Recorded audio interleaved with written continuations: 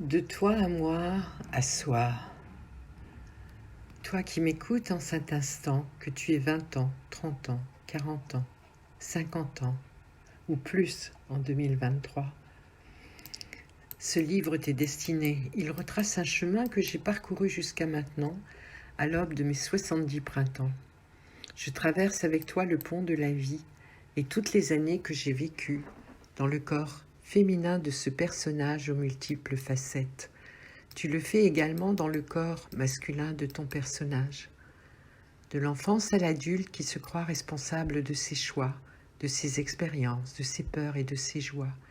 Ici et maintenant, je vis la vie consciente que ce chemin d'éveil, nous le parcourons toutes et tous à notre rythme, puisque nous sommes un, vu de la conscience créatrice universelle. D'où je suis, je vois que l'inconscient collectif est comme une mémoire, une sorte de disque dur d'où nous téléchargeons des programmes déjà inscrits dans nos cellules. Cette mémoire nous est imposée par des conditionnements dès l'incarnation. Ce sont les empreintes parentales, transgénérationnelles, culturelles, sociétales, dogmatiques, économiques, morales et planétaires. Puis ces cellules se trouvent piégées, comme étant une vérité essentielle de notre existence, incluant les pensées, les émotions et parfois les gènes physiques de nos ancêtres. Avec les outils quantiques d'aujourd'hui, notre mémoire individuelle, sauvegardée sur une sorte de clé USB, usage sans barrière, pourrait être modifiée ou être effacée de ces implants impactant notre vie, aliénant nos perceptions et alimentant notre corps de souffrance. Je sais aujourd'hui que l'ego qui pense tout, contrôle tout, décide de tout, nous manipule comme une marionnette. Il est l'illusion qui nous fait croire que seul existe le passé et le futur. Il ne connaît pas le présent.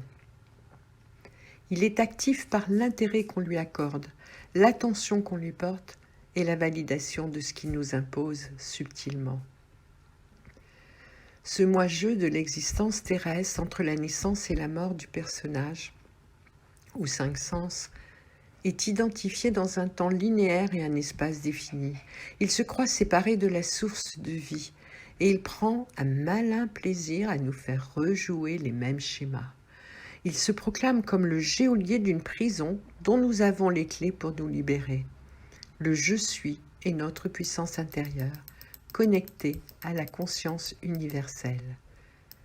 La vie est éternité, dans le sens d'absence de temps ou d'espace.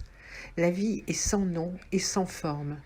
Vu de la conscience, le passé et le futur n'existent pas, et le personnage non plus. Tout est illusion.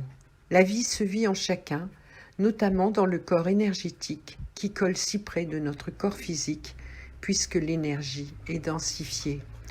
Ce qui nous unit avec d'autres personnages incarnés est le cœur, l'amour, la paix et la joie. Nous les cherchons dans nos relations, alors que nous le sommes déjà dans notre nature véritable. Ne pas le voir entraîne des déceptions. Ce n'est qu'une perception illusoire que nous aimons croire pour nous sentir exister. Depuis longtemps, je sais que je suis accompagnée, et en marchant sur les traces de quelques maîtres ascensionnés, principalement celui venu s'incarner dans la matière pour nous guider et nous éclairer par ses paroles et ses actes sur le chemin de l'amour, de la vérité et de la vie.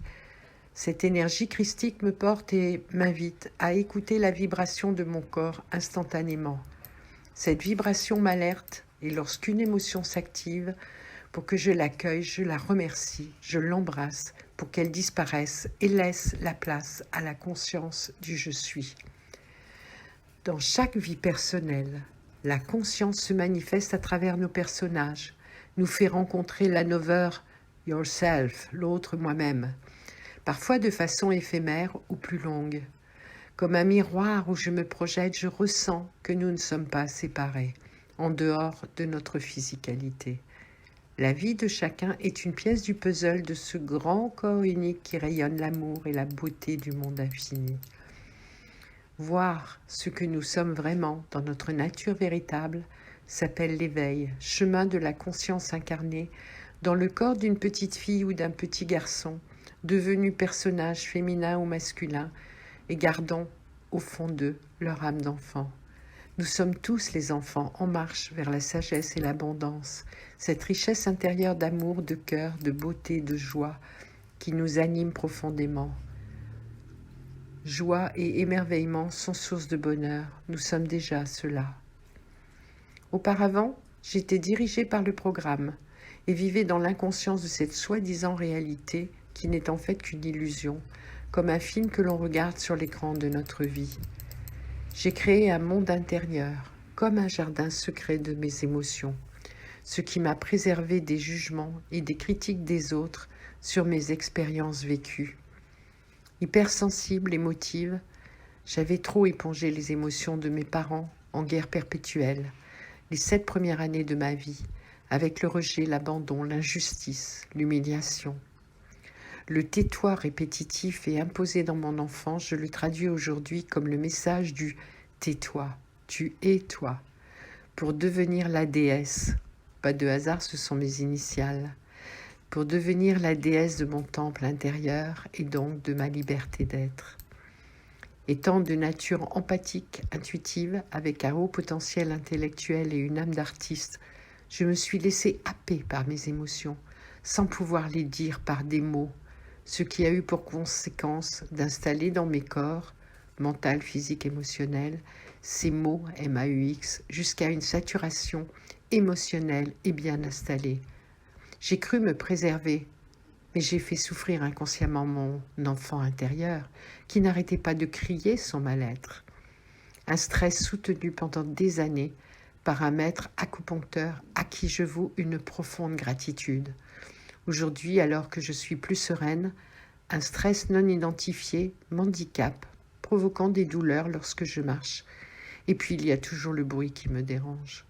Il me semble que la clé USB n'est pas encore totalement formatée pour libérer l'espace intérieur, mais j'y travaille consciemment. J'ai donc décidé de mettre des mots MOTS sur des mots MAUX. Comme je ne m'exprime toujours pas verbalement, j'applique le même processus de stockage comme avant pour ne pas envahir les autres avec mes émotions de peur, de colère et de tristesse. Je me suis crue samouraï, je l'ai vécu et j'ai beaucoup de mal à m'en libérer. Je m'exprime seulement dans mes joies plutôt que dans mes peines. Il me semble que beaucoup de gens sont dans ce cas, notamment dans les familles, leur entourage amical et professionnel. C'est un conditionnement, une zone de confort, un ego très costaud, une morale peut-être, de ne pas se livrer au monde avec nos points faibles et nos ombres, mais plutôt de parler de nos points forts et de notre lumière. Une vitrine pour plaire et séduire, le miroir de nous-mêmes. Ayant commencé ce grand chantier il y a de nombreuses années, en parallèle de mes rencontres personnelles et mes activités professionnelles, j'avais sous les yeux de quoi voir, vraiment, encore aujourd'hui. Dans ma rue en travaux, je regardais un gros camion doté d'une tractopelle qui se vidait progressivement d'une tonne de terre et qui les déposait chaque 10 minutes dans 2 petits tractopelles qui faisaient le remplissage, chacun leur tour, pour emporter la terre ailleurs et ensemencer de nouveaux arbres dans le parc. J'ai trouvé ça très drôle. C'était comme si cette terre représentait ma tonne d'émotions qui se vidait petit à petit pour être dispersée dans un ailleurs. C'est intéressant de voir ce signe et de l'interpréter à mon travail intérieur.